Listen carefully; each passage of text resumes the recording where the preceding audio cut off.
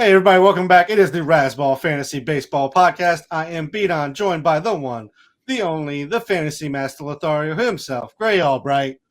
How's it going over there, Gray? Hey, what's going on, man? I'm chilling. You know how I do. Glad to hear it, Gray. You and your yacht rock are going all right. I hope. You know what's not going all right is Juan Soto's media team. They're not performing very well right now for him. I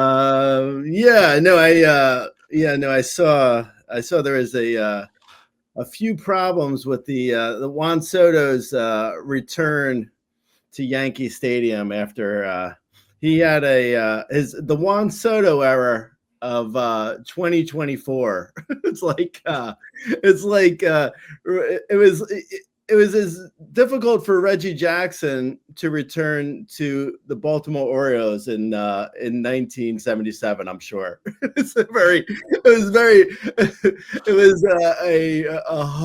was a heart-wrenching event. I think Juan Soto was a Yankee for as long as Kenny Lofton, I believe, who's also a well-known Yankee, as everyone knows. I saw Michael K, who we shouldn't even give any oxygen to, but I'm gonna give him a little oxygen. He said that from Juan Soto's camp, what Michael K said that people in the know say that Juan Soto wanted to be a Yankee, and I believe there's probably no bigger sign of that than the fact that he is now on the Mets. that's a definite sign that he wanted to be a Yankee. The fact that he signed the biggest contract ever and is on the Mets. I'm sure. This is so stupid. It's so dumb. I saw Jeff Passan of ESPN on Twitter. He put that there's no factual, there's no accuracy to the rumors that Juan Soto is taking his own private plane and not flying with the team. Jeff Passan of ESPN refuting the rumors that were started by ESPN on Sunday Night Baseball. Okay. So we're starting the rumors that we are immediately quelling. Okay, that sounds smart. That's great. This is like the most ridiculous. I mean, it is so ridiculous. There is like articles. This is kind of like this is basically like it's like, oh, like guys in the New York area, like, oh, I can't believe you watch those soap operas. They're so stupid. Oh, duh. And then it's like, Juan Soto is your soap opera, bro. You're literally living through a soap opera of Juan Soto. It's so ridiculous, man. I don't know. I just can't believe this is even like most teams. I feel like a guy comes in like Juan Soto is basically a hired hand, right? He came in for one season. He helped the Yankees get to the World Series, and then he left. You would think that the Yankee fans would be like cheering him when he returned for, helping them get to the World Series. Like, he wasn't the guy who dropped the easy fly ball in center field during the final game of the World Series. I mean, he did what he could. Anyway, yeah. So there's Juan Soto drama.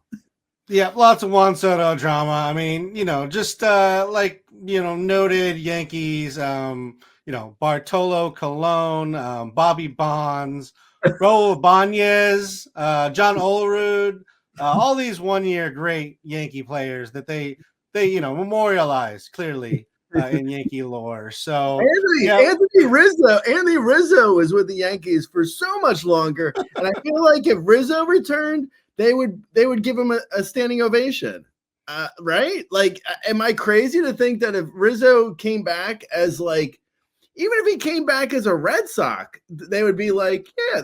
Let's not push it too far here, Greg. I don't. It might be. Honestly, I really don't. I can't imagine them booing Anthony Rizzo, who was terrible for them, by the way. He was awful. I think the difference here, Gray, is that they still want Juan Soto. Nobody in all of Major League Baseball wants Anthony Rizzo at this point. Yeah. So, well, that's the truth. That's absolutely the truth. But you think any of them are actually saying, "Oh, it's because we want him"? No. They're like, "Oh, yeah, he's doing so poorly. Thank God we didn't spend that money. He's a, I saw one report says he's a bust for the Mets after like 6 weeks of like a record-breaking contract. Like, I don't know if you could really say Juan Soto's a bust after 6 weeks into the first year of the contract. It's so stupid. It's really dumb. Okay, anyway, let's talk fantasy. It is really dumb, and I think there's probably not a fan base out there that wouldn't love to go ahead and take Juan Soto in his bust, already. So yeah, let's move on to the podcast. Let's talk about my team, Gray. They made a couple of interesting moves, that being the Chicago Cubs. Moises Ballesteros was called up. It's just number 40 prospect overall. The Cubs number 4 prospect in AAA this year in 34 games, 150 plate appearances. He has 4 home runs, 3 stolen bases. He's hitting .368. He has a 10.7% K rate and an 8% walk rate. Last year in across AA and AAA in 508 plate appearances, he went with 19 home runs, 1 stolen base, and hit .289. Primarily DHing, does qualify at catcher in leagues. What are you thinking in regards to Moises Ballesteros? I would grab him. I did in one league. Actually, in a few leagues, I think I grabbed him. That's probably more a reflection of how terrible those teams are of mine than how much I like them. But I do like him. I think he's worth grabbing in every league where you need a catcher. I had Danny Jansen to give people an idea of how terrible my catcher was. So I had Danny Jansen as a catcher, and Danny Jansen supposedly was going to be good if he could only stay on the field. Well, he's refuted that. He's definitely proven that he doesn't need to just stay healthy. I dropped Danny Jansen for him, but I honestly I don't know if it's going to matter in that league. Not a great league for me. But yeah, I would say Moises, with great name, by the way, a long history of Chicago Cubs named Moises. This is actually the first one who doesn't urinate on his hands before each game. That's a shout out to our theme song. I would say Ballesteros is interesting with reservations because he's got DH right now in a platoon at DH, which is good, and that's definitely something worthwhile. But when Ian Happ returns, I don't know where he's going. I would guess he's going to get either sent down or he's going to become a second backup or some sort of maybe a platoon between DH and catcher and only plays 2 or 3 times a week. I don't know. I don't really know about his playing time really after Ian Happ returns. And I don't think Ian Happ is going to be out for that long. He has an oblique injury. So, those things obviously are precarious and potentially could knock Happ out for a couple weeks still. So, I'd say go week by week with Ballesteros. I think he's definitely worth grabbing though, because in the minors, he was hitting, he was hitting .368 in AAA. That was with a high BABIP, but still, he doesn't strike out at all, makes incredible contact. Actually hasn't struck out yet in his time with the Cubs as of the recording of this, but has walked a bunch. Well, actually twice. But still, it's out of 4 games. but he hasn't struck out at all. His BABIP looks really low. And he looks like a quality hitter, like a possible, maybe top 10 hitter if he were to have top 10 catcher if he were to have everyday playing time, which I don't think he has. Like, he doesn't even have that right now. So, I'd say, maybe don't drop anyone too valuable, but if you have like a Danny Jansen, then who cares? Basically. But yeah, I mean, I'd go easy on the pickup with Ballesteros. Even in my NL only league, $1,000 fab, someone got him for $79 out of 1,000. So, roughly $8 out of 100. That seems about right. If you really need a catcher in an NL only league. In a mixed league, like I said, I dropped Danny Jansen, but I wouldn't go too crazy with him because his playing time may not last for very long. Yeah, and they've said Hap could return and is likely to return on Tuesday. So, it could be a pretty short run for Ballesteros. And it could be tied to, the next guy we're going to talk about. But before we move on, if we're looking at Ballesteros while he's up, Gray, would you drop him for like Agustin Ramirez, who's no? Okay, so we're really looking kind of in the useless catcher round that you would be dropping. Oh yeah, for people who don't know Danny Jansen's stats off the top of their head, he has like 2 homers and he's hitting like 185. He has been useless. So bad. That's useless. I mean, really useless. Playing a lot and he's useless. So he's useless and he's getting at bats and he's useless. So that's really bad. So yeah, basically a second catcher in a deeper league where you really have no options.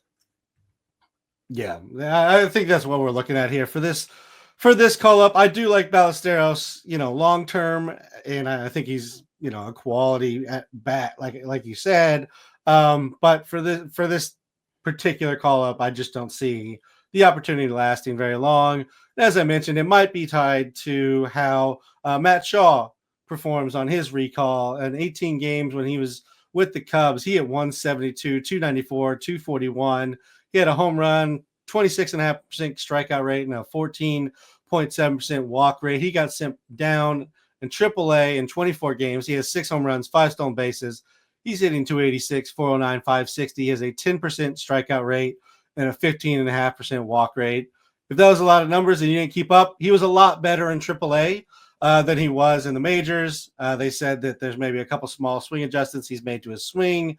Based on a couple of online clips I've seen, it looks like there's a little less leg kick and maybe he's a little bit more vertical in his stance. Would you grab Matt Shaw in every league, or what are you thinking this time around? Yeah, no, definitely. I think Matt Shaw, unlike Moises, I think Matt Shaw is probably a grab in just about even every mixed league, maybe, depending on how shallow. I would say probably a 12-team mixed league. It depends on what you have at corner or utility and what you're dropping. But, I think probably in 12-team mixed league, he's even I would even look at him in that shallow of a league. So that's basically the shallowest of leagues. In a 10-team, it's like you probably can find someone better. But, I would say look at Matt Shaw as a potential pickup. He's got power, speed, and I think coming into the year we assumed he was going to be in this in the conversation at least for top rookie in the NL. He looked like a potential 20 homer, 30 plus steal, 280 hitter. Like it didn't look like he was gonna flame out like he did. So I would say that potential's still there. It's just a matter of whether or not it clicks this time. His hard hit percentage in the majors before he was sent down was incredibly terrible. It was really, really bad. I think he was like it was a 12.5% hard hit. So I don't know what was going on there, but you said with the leg kick, maybe there's some swing adjustments, potentially he's back on track and he's not going to, be as terrible. So I think the potential's still there. He's young enough where he can bounce back. I would say if maybe like a corner man in a 12-team mixed league. And if I'm saying that, I mean, I'm basically saying he's a pickup in every league. So I like him a lot. I was not able to, to give other people an idea with Fab. I wasn't able to grab him in Fab in any league because he was already rostered. I mean, the people who had him, who drafted him, did not drop him in my leagues, at least. So he wasn't even a potential for me. If he's out there, though, I would say out of $100, I don't know, maybe 12 to 15, and out of 1,000, like that's, roughly 120 to 150. I mean, I think Matt Shaw could be a difference maker. So yeah, I'm absolutely in on him.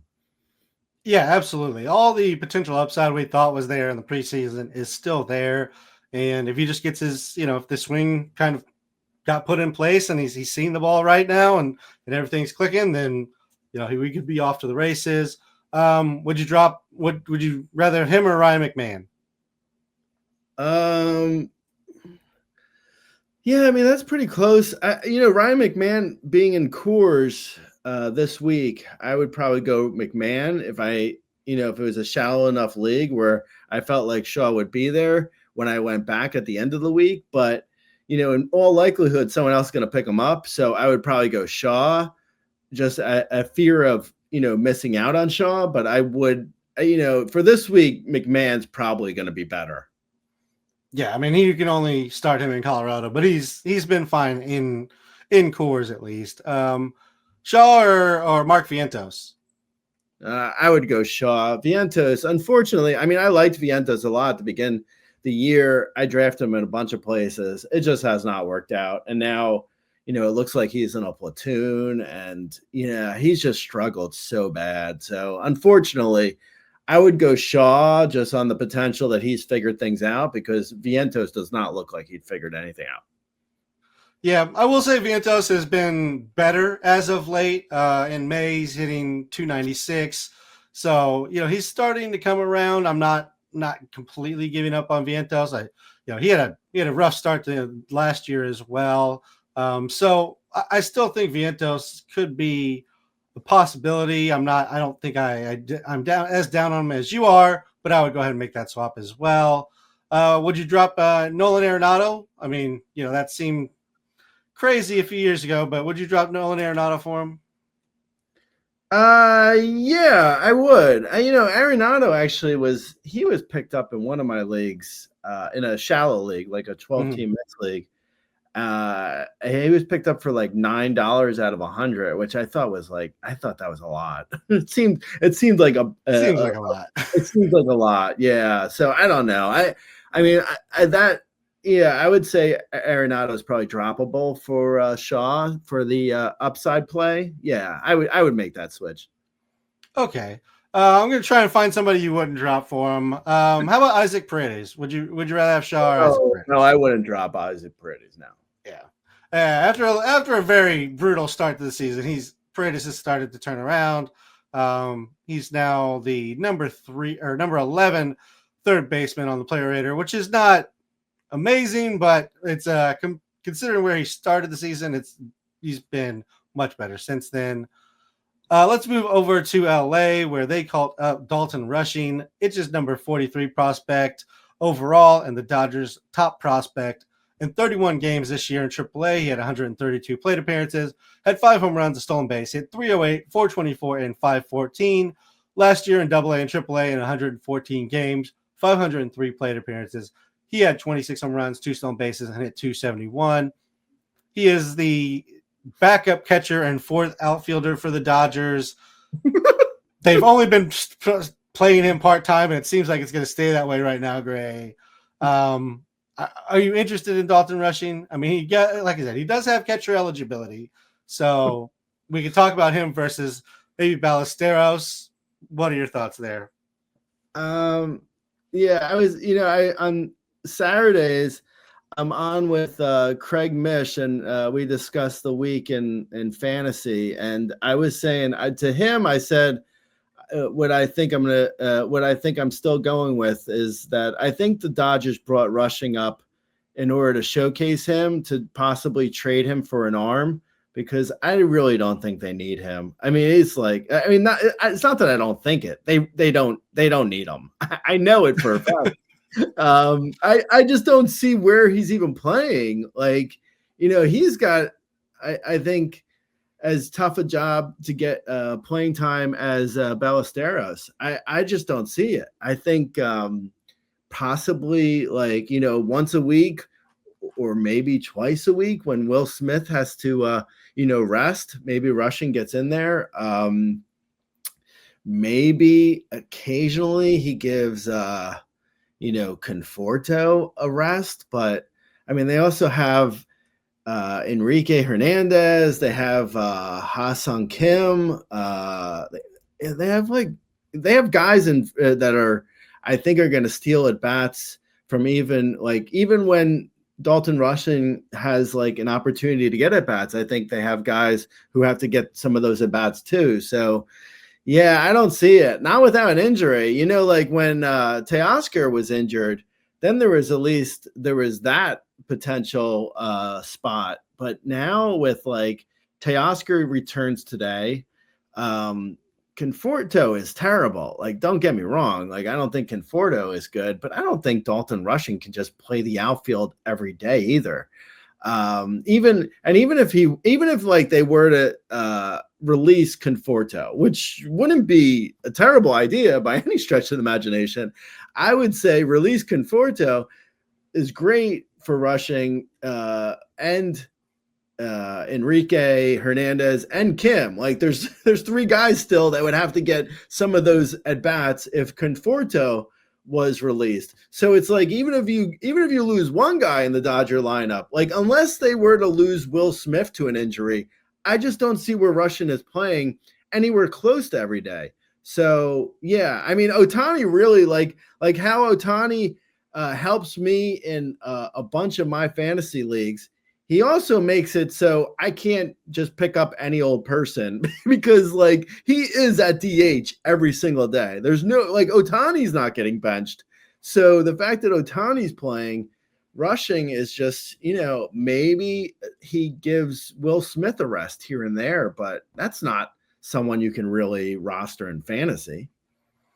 Yeah, if I tell you he's going to play 3.5 games, he's going to start 3 and he's going to be subbed in at some point in another game, would that make it enough to make him your second catcher, or would you rather just roll your dice on, somebody on that you have or somebody on waivers?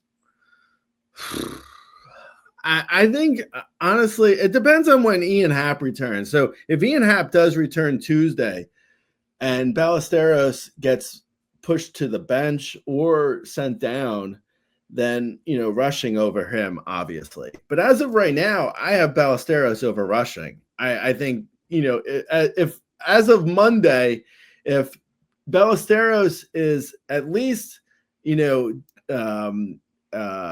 DHing versus righties, that's more than Rushing's doing. Like Rushing is doing nothing right now. So yeah, I don't even see three. I don't see 3 games from Rushing a week. I don't know. Maybe I'm crazy, but I just don't see it. So, yeah. I mean, I guess if he were getting 3 games a week, that's fine for a second catcher.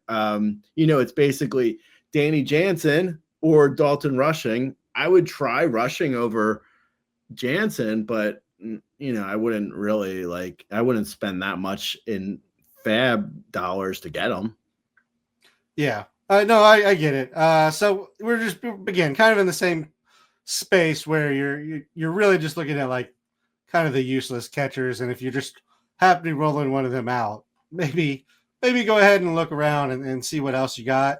But yeah, it doesn't seem like either of these guys is going to play regularly, or Ballesteros will play again for the next day or two, and then we have to see what happens.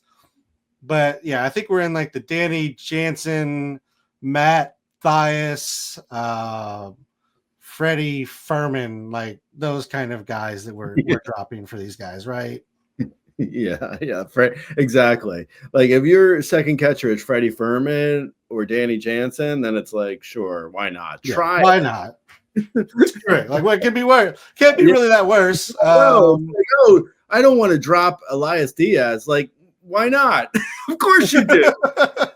What's he done for you? Does he do anything outside of Coors? No, he doesn't. That's fair. It's like, my second catcher is Jacob Stallings. Like, then please, then drop immediately and try rushing. But if your second catcher is like, even as boring as like a Keibert Ruiz, it's like, Keibert Ruiz over rushing for sure. Yeah.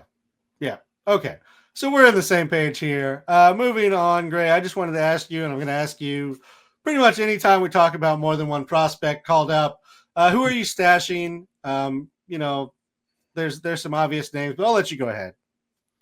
Well, I think with, Christian Campbell has, he's been benched now 2 days in a row. This is Monday. Supposedly Campbell's coming back on Tuesday. I just dropped Campbell.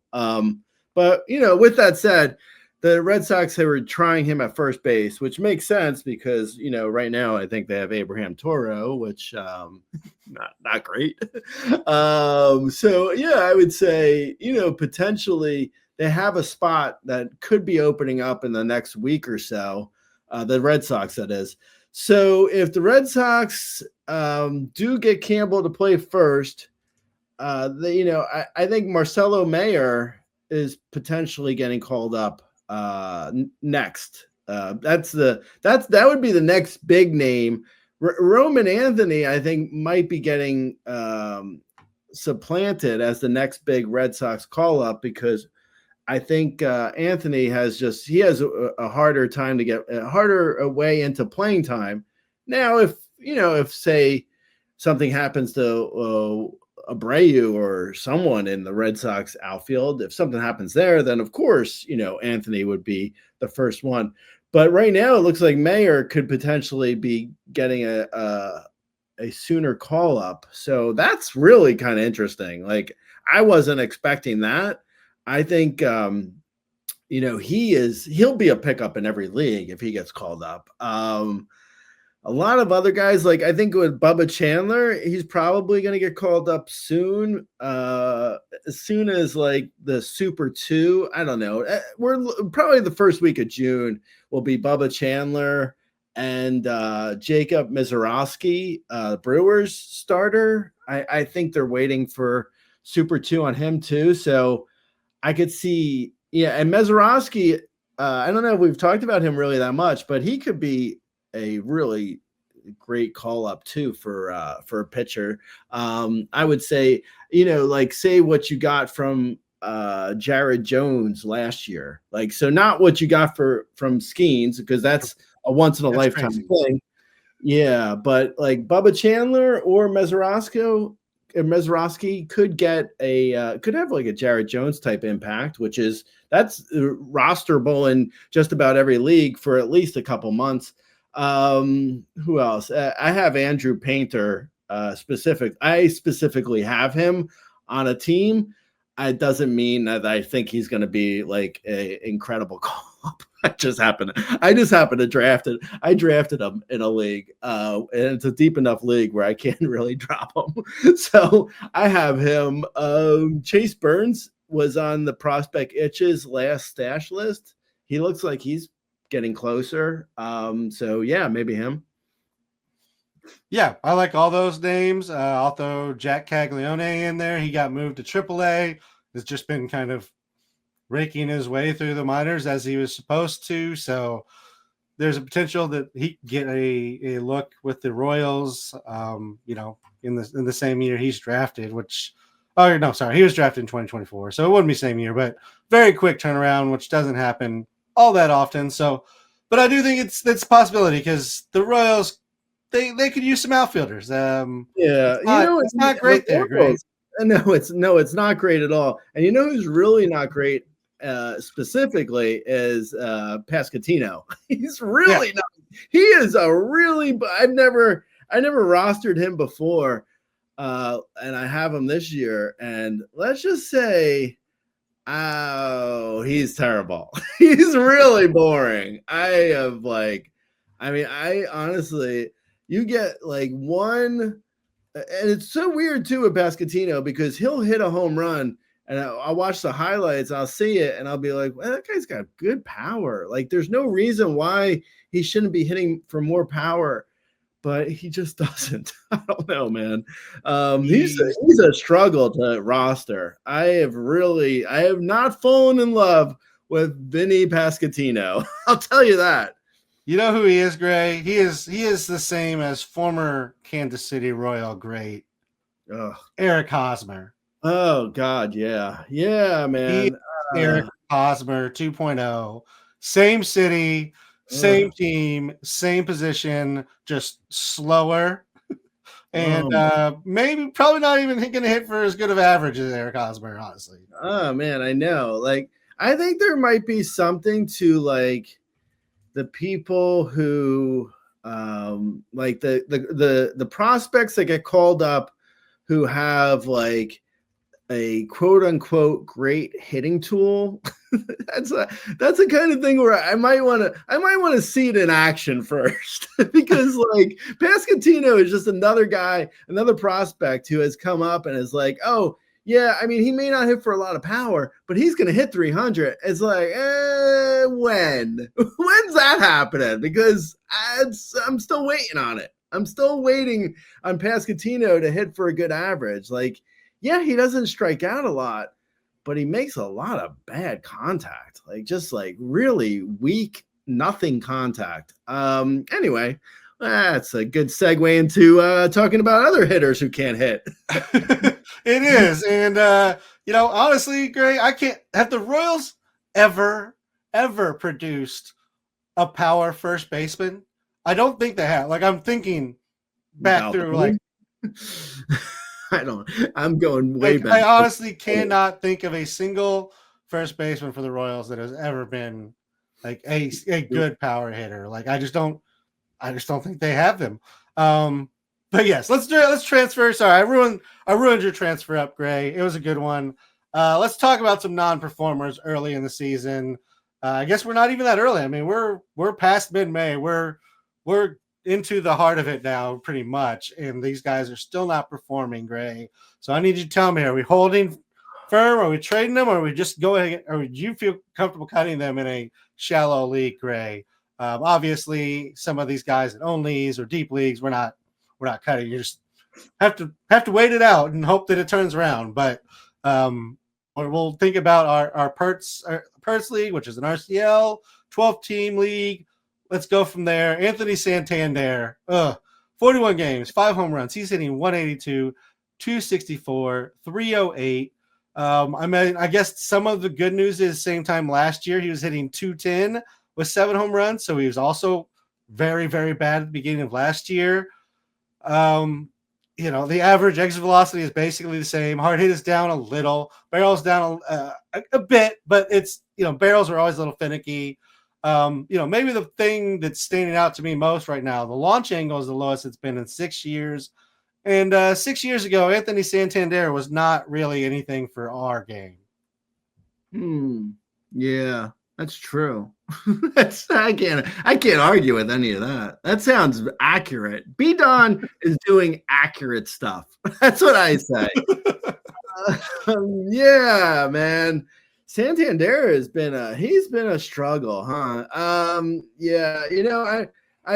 think we're at like let's see, 6 weeks, roughly 7 weeks into the season. I mean, at a certain point, you do have to start looking elsewhere in at least in shallower mixed leagues. It kind of depends though, like how desperate you are. And unfortunately, in a lot of leagues where you are desperate, and they're shallower leagues where there's better options. Like say, Will Benson, who has been as hot can be for the last like 5 days. You look at him on waivers and you're like, oh God, like why am I holding on to Santander? I could just get Will Benson, right? And it's like understand that impulse. And in shallower leagues, I think you really have to start thinking about making that sort of switch. But unfortunately, that's going to compound problems when, a week, 2 weeks, 3 weeks down the road, Santander finally breaks out, and it's going to be on your opponent's team, and it's going to make things even worse for you. He's going to hit 35 home runs for somebody else. Yeah. So that's really what you're up against, which is that's a problem. So I don't know. I mean, Santander specifically has some real problems, right? So he's got this thing where he's hitting a lot of fly balls, which is good, but they're weak fly balls, which is not good. And his homer per fly ball has really just plummeted. His strikeouts are up a bit, but he was, never really going to hit for a good average as it was. But the fact that his fly balls are just, turning into, instead of home runs, they're turning into 360-foot outs. That's plummeted his average. And he was already, say, a 230 hitter. If he's hitting 200 on the dot, right now he's hitting 182. But if he were to even hit 200, it's still like 225 to 27 homers from a 200 hitter is just like awful. It's really bad. So I mean, it's like, these are difficult questions, and it's really kind of depend on like your team more than anything. Like, you have to look to see if you can bench him until he finally does something. I mean, that's not a bad idea. But as the weather heats up, if his 370-foot outs become 385-foot homers, suddenly he's looking better. And, with a little bit of confidence, maybe his average bounces back a little bit. So, yeah, I mean, it's a long way of saying, if you have Santander and you have better options in shallower leagues, I would go with the better option and bench him if I could. And if I couldn't bench him, I think in shallower leagues, you're going to have to drop Santander. I think probably 12-team mixed league and shallower is the cutoff for Santander. I think in a 15-team mixed league, you have to ride it out. Unfortunately, I think at least for another couple weeks, you have to ride out Santander, I think. But yeah, 12-team mixed league, it's either cut or bench. Yeah, I agree. It's been a brutal go. Maybe maybe the Blue Jays can work out a trade and just send him back to Baltimore, because Baltimore is starting something called a Kjerstad and Laureano. So I think, Baltimore could use him back. I'm just saying. Let's move over, Gray. Let's talk about another outfielder who's been bad. And this is a guy who's on the IL right now, but even before that, he was hitting below the Mendoza line, and that is Jazz Chisholm Jr. He's had 30 games, 125 plate appearances. He does have 7 home runs and 6 stolen bases, but he's hitting all of 181, Gray. 31.2% strikeout rate, the worst of his career. 12% walk rate is the best of his career, so at least that's, something's going right. He has the worst hard hit and average exit velocity since his first call-up. Launch angle is the highest he's ever had, which is leading to a 56% fly ball rate. What are your thoughts on Jazz Chisholm Jr.? Obviously, again, like I said, on IL, but it's not supposed to be that serious. He's supposed to be back, but do you have higher hopes when he does return? Well, I think it was serious enough where, I mean, they were talking about 6 to 8 weeks, so he's out for a bit.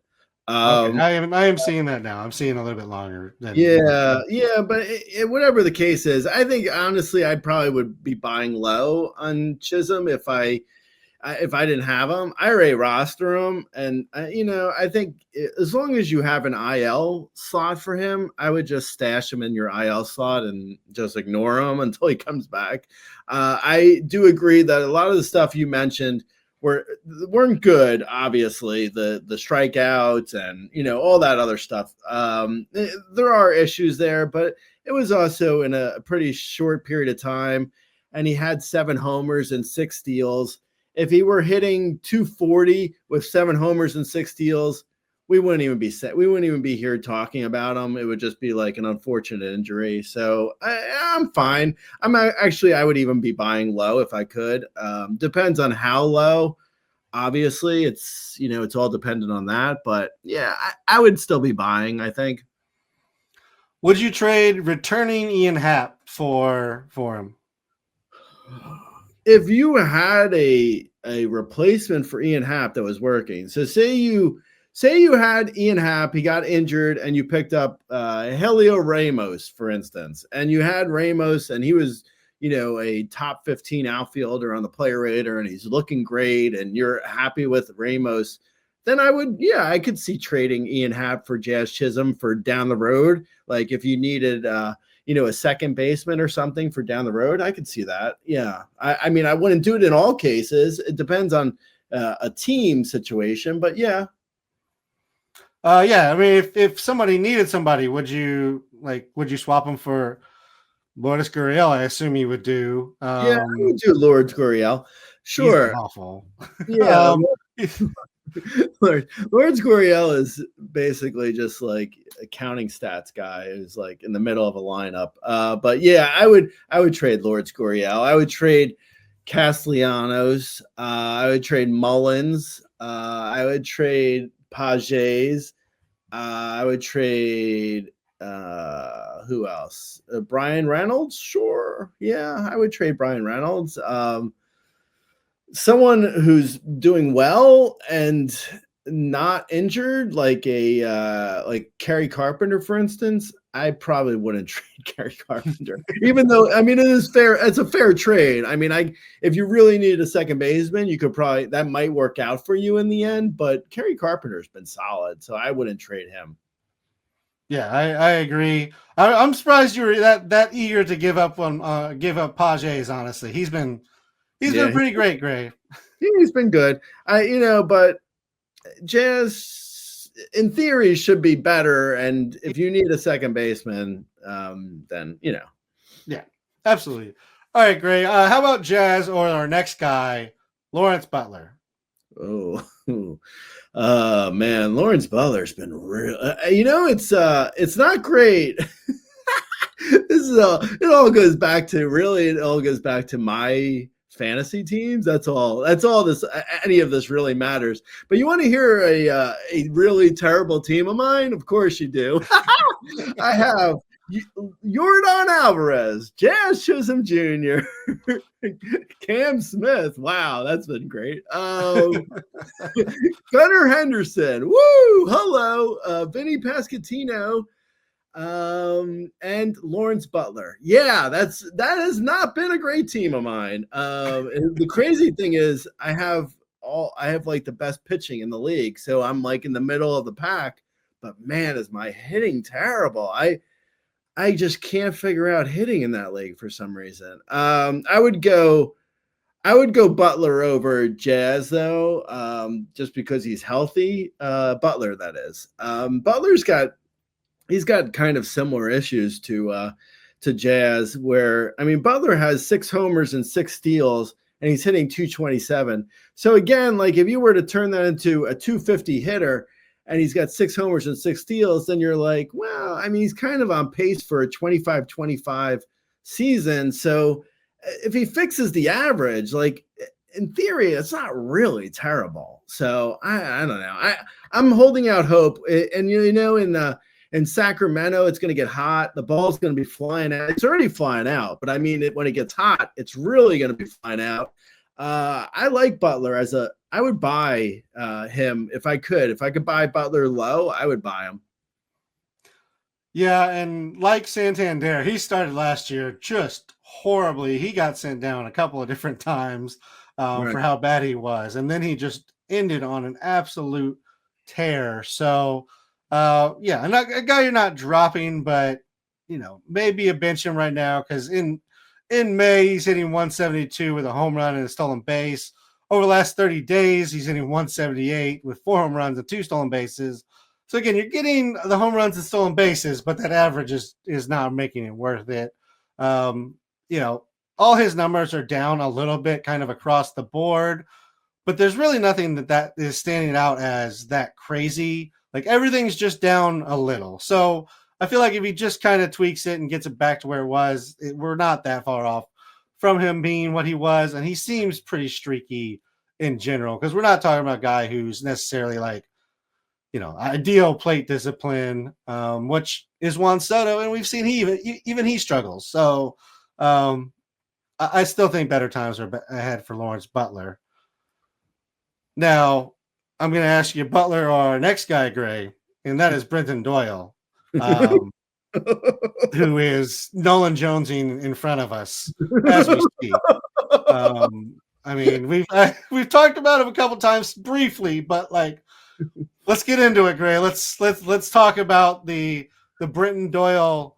Bud Black was like, all right, here's the plan, guys. Just do what Nolan Jones is doing. Like, all right, and that's why we're firing you. That's it, man. You've told the last outfielder to become the next Nolan Jones. You're gone, man. Oh man, yeah. Nolan Jones has started a bad trend for the Colorado Rockies. Oh man. Go ahead. Say the Doyle stats. Sorry. Okay, yeah. So in 37 games, 154 plate appearances, he has 4 home runs, 4 stolen bases. He's hitting 203, 253, 315. He has a 25% K rate and a 6.5% walk rate, a 245 BABIP. Average exit velocity same. Hard hit is up slightly. Barrel's up slightly. Launch angle up a little. Swinging strike rate is down. Contact rate is up. Swinging rate is down. All that kind of sounds not that bad, Gray. The average bat speed is down. Fast swing rate is down. Those are both bad. I'm going to let you read off these splits, though, Gray, because they're awful. I think this is our main problem right now. Yeah. As you can imagine, the splits aren't good. So right now, Brenton Doyle has a 357 average against lefties. Not that many lefties in baseball. And he's hitting 165 versus righties. Not good. I think there's a lot of those.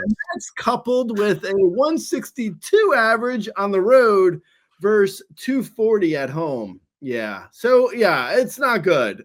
There's problems. Bud Black was like, you know what? Let someone else worry about this nonsense. I'm out of here. Oh man, good luck, Warren J. Schaefer. They were literally the Rockies got a new manager by walking into an H&R Block. They're like, hey, we got a manager in here? Like, yeah, why? Like, we need one. We were looking for a manager. That's what they said the job description was. So what's the question? We need a manager. What's the problem? Why are you in the H&R Block? I don't know. We're the Rockies. Don't ask us questions. Okay, so yeah, I think there's something to like the stat you were reading off to begin with. I mean, did sound pretty good. So I'd like to stay optimistic. He's never really he's been good against righties in the past. So I feel like this could be a thing that he comes out of it, just a weird slump of his. But yeah, it's bad. I mean, obviously you don't want to see it.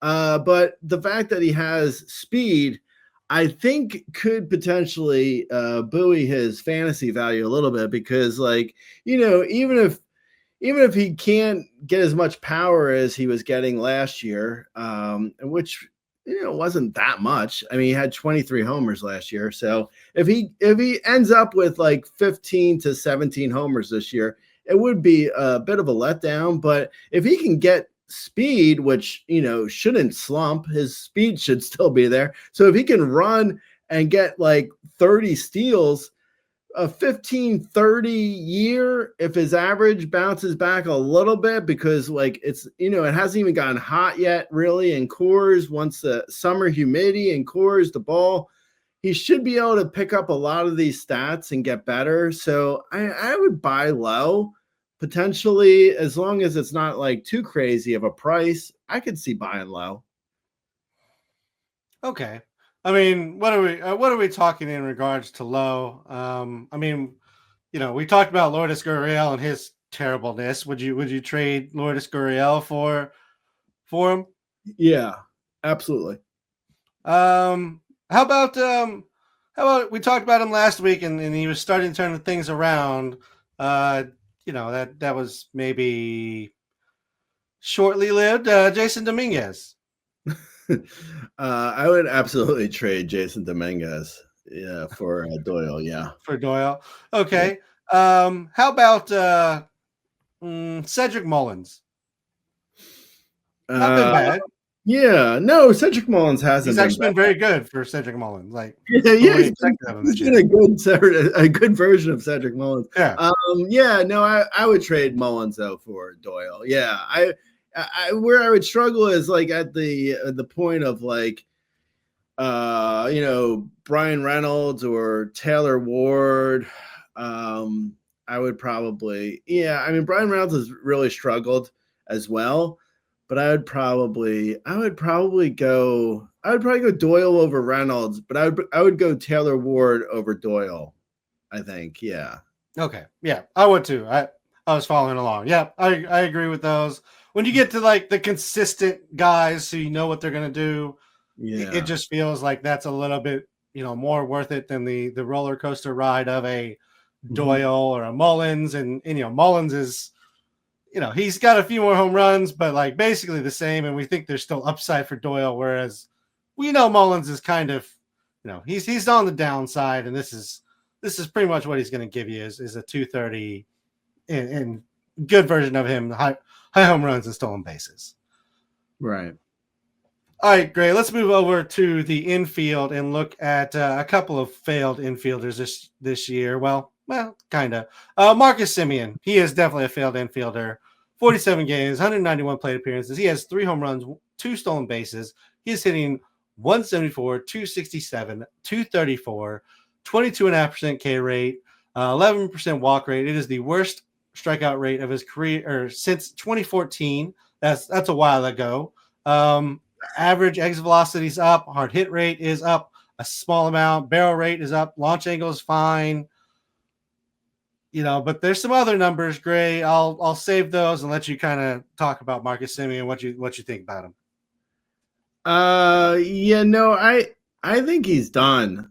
I think Marcus Semien has reached the end of his usefulness for at least 12-team mixed leagues and shallower. I think we've given he's another one, like going back, like it's like, Santander, I think is a little bit over Semien even. And we just went over Santander and how down I was on him. So I think Semien's even lower than him. I would say at this point, it's like, in a 12-team mixed league or shallower, you gotta try and find something better, because I think Semien more than likely is done. I mean, his numbers look awful. He's striking out a ton, like you mentioned. I think his, it's like his bat was already it wasn't a great bat to begin with. Like, neutrally last year he hit 237, and now he's struggling and hitting 174. I wouldn't be shocked to see him come out with a 210 or lower batting average this year with maybe 15 homers. Last year he stole 8 bags total. I mean, he's not even really a steals threat. So if he's stealing, say 8 to 10 bags and hits 15 homers and hits 210, it's awful. It's that's unrosterable in most leagues, but in a 12-team mixed league, you absolutely have to move on. I think we're done with Marcus Semien. Yep, I thought I was, I might have caught flack for ranking him at 7 at second base, and I should have thought him a lot lower, Greg, because it's been really bad. The swinging strike rate is the worst of his career. First strike rate is the worst of his career. Swing rate is the highest it's ever been. Contact rate is the worst it's ever been. like all of that to me says he's basically just trying to like get ahead and randomly guess at pitches, and he's just swinging randomly. Like he's no longer reacting to what's coming. He's just, I hope this is a fastball down the middle, and that's what's happening at this point. Yeah, he's guessing.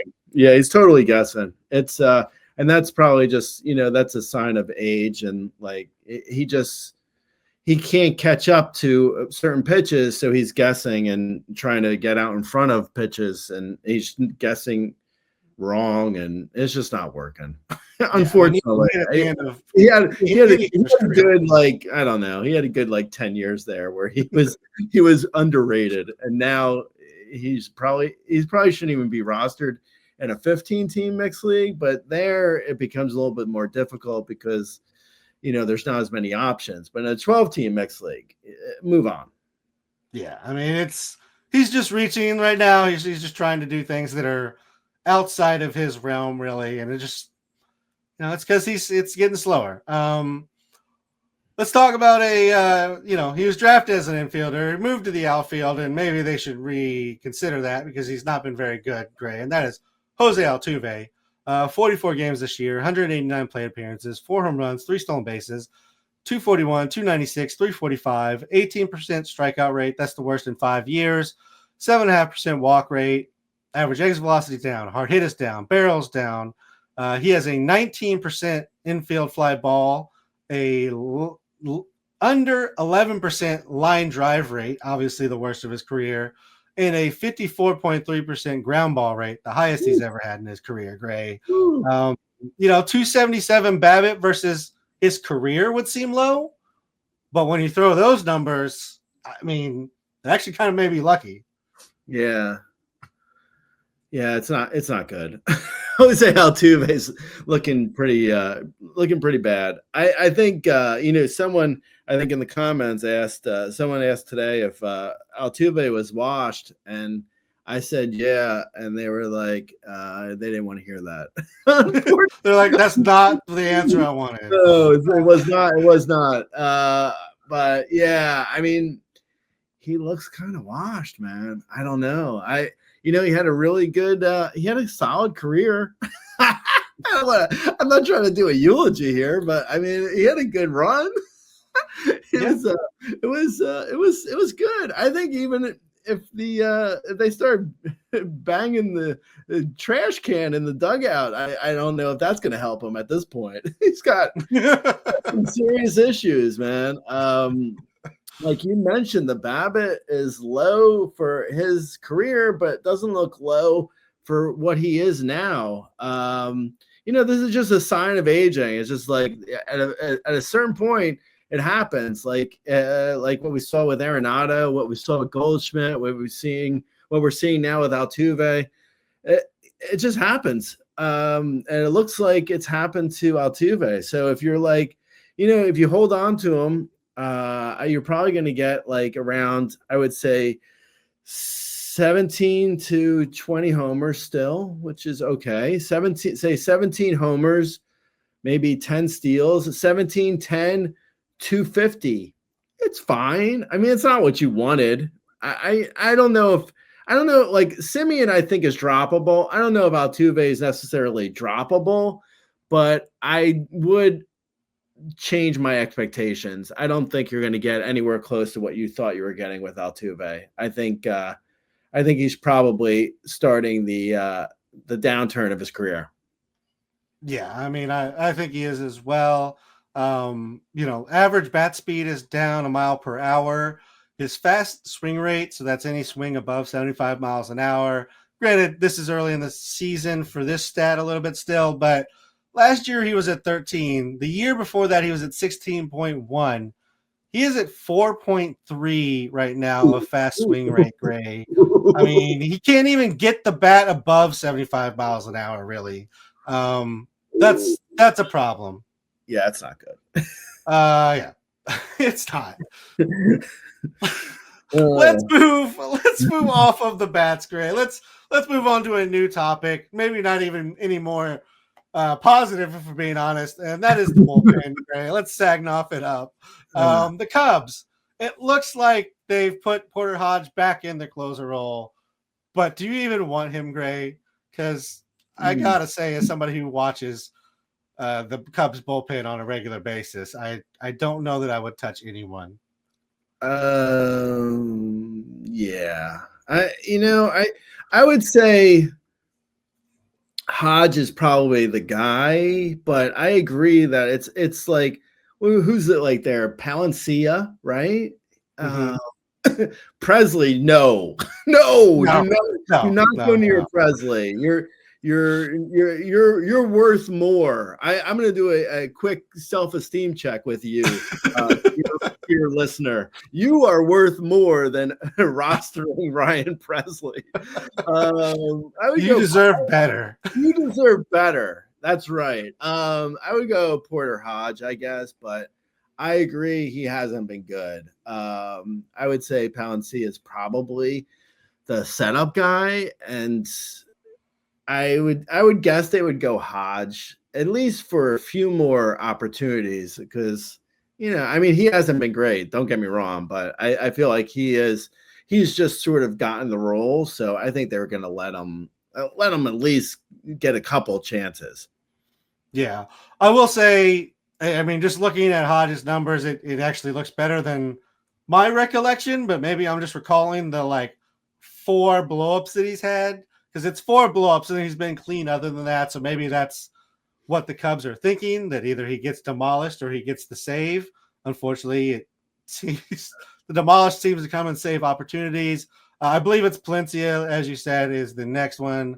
Maybe Drew Pomerantz, but he's a lefty and they don't have a lot of lefties in the pen, so it's kind of a situational close if Pomerantz gets the opportunity. So yeah, it's going to be Palencia next when Hodge royally screws this up next. Let's talk about the Phillies. Jose Alvarado suspended, so I mean it seems like it's Jordan Romano at this point. Alvarado was suspended simply because he wanted to lose a couple pounds. So, I feel like that's fat shaming by the MLB. I would say, actually, if you think about it, Alvarado is like, oh my God, this guy they brought in, his name is Romano, and now all I want to do is eat cheese. This isn't right. This is unfair. Jordan Romano, I think going back a good 3 weeks now has been really solid. So yeah, I would say Jordan Romano. I don't know, Matt Strom, I guess, is the setup guy to Romano, but he's a lefty, so I would probably go Kirkring, but it's not necessarily clear who the next Phillies closer is going to be, but there will be one by June 15th. The Phillies have a new closer every month. So yeah, I say then they'll have another one and then another one and they'll trade for somebody. Right. They'll be terrible. And they're on a 5-week cycle. The Phillies menstruation cycle is 5 weeks. I would say probably Romano. Yeah, actually, absolutely Romano, but yeah, just for now. It's Romano right now, but yeah, like we said, the Phillies closer role is inauspicious. It's not a place you want to be. Over in Pittsburgh, is it Bednar or is it Santana, Gray? They seem to be kind of going back and forth. I thought it was one, thought it was the other. Yeah, I don't know. I could have sworn it was going to be Bednar, but it might be Santana. But neither guy I don't know when the last time either of them have gotten really their save opportunities are like maybe once every 3 weeks. So yeah, I don't know. I would probably go Bednar just out of familiarity, but I guess Santana potentially too. I wouldn't roster both though. Not unless you were absolutely in desperate need of a save and it was like NL only. In a mixed league, I probably wouldn't roster either of them. Yeah, the Pirates have scored 141 runs, Gray. They are 131 runs behind number 1, the Dodgers. Ooh. So it's not great. Still early. 11 runs behind the next closest team at the bottom. It's been a very bad start for the Pirates offense.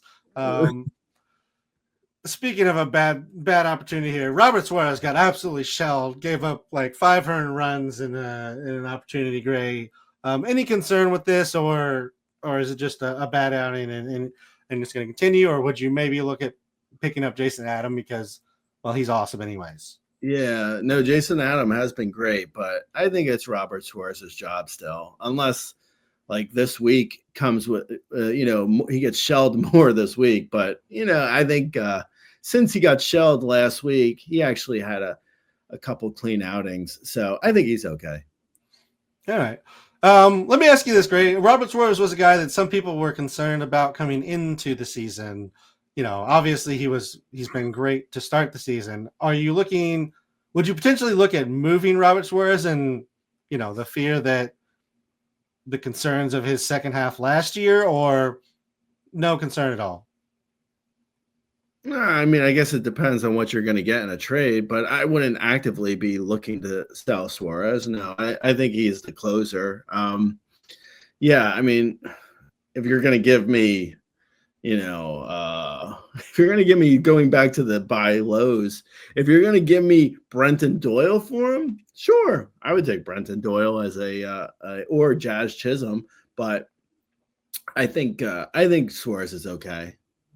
Yeah, and in fairness, Gray, you don't have Robert Suarez for me to trade for you this year, so he's not going to just demolish an ERA just randomly for no reason this season like he did last year. All right, Gray, let's move on to the waivers. Give the people some hitters.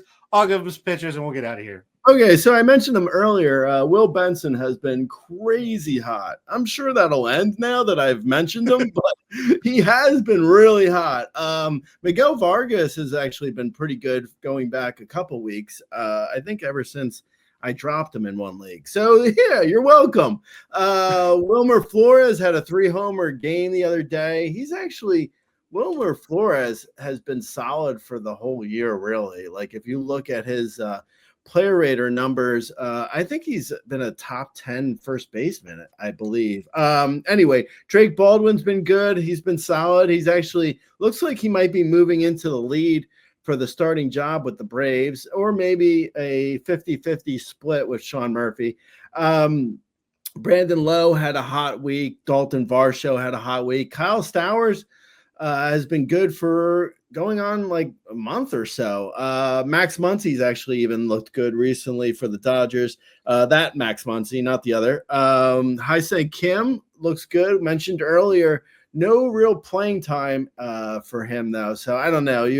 Your mileage may vary there.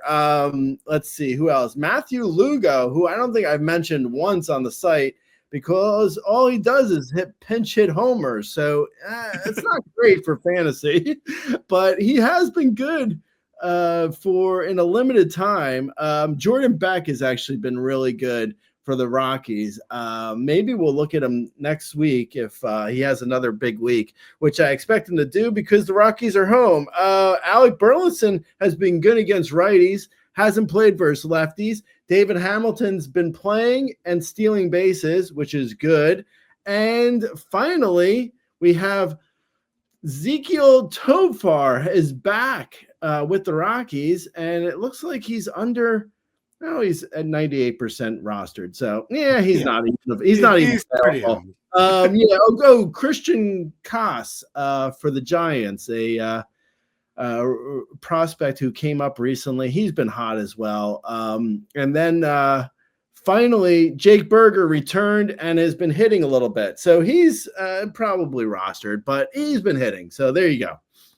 Yep. Jordan Beck, a.k.a. 2026 Nolan Jones. Yeah. Some streaming options for you. Jonathan Cannon versus Texas. Just going to ride the Chris Paddock train until it falls apart versus Cleveland.